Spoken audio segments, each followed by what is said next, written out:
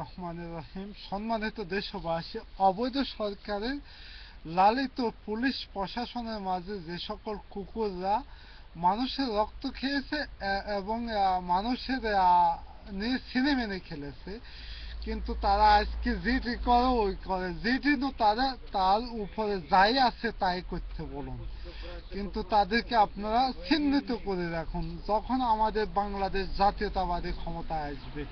কিন্তু এই এই কুকুরদের স্থাবর অস্থাবর যত সম্পত্তি আছে সব কিছু ছিনিয়ে এনে তারপর জনগণের ক্ষতিপূরণ দেওয়া হবে। এবং এবং এই কুকুরদের যারা রক্ত নিয়েছে তাদের রক্ত বদলা রক্ত হবে, লাশের বদলা লাশ হবে, মায়ের বদলা মায়ের হবে।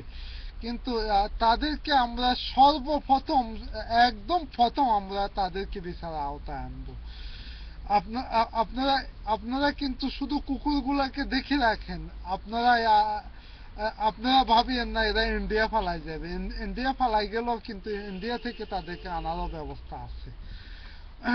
জনগণের রক্ত খেকুক রাক্ষসেরা কিন্তু কোনোদিনও রেহাই পাবে না।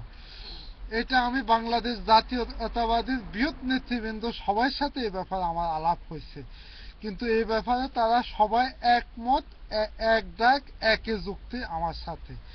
তাই আপনাদের কোনো দুশ্চিন্তার কোনো কারণ নাই, রক্তক্ষেককের অবশ্যই বিচার হবে। খোদা হাফেজ। বাংলাদেশ জাতীয়তাবাদী জিন্দাবাদ।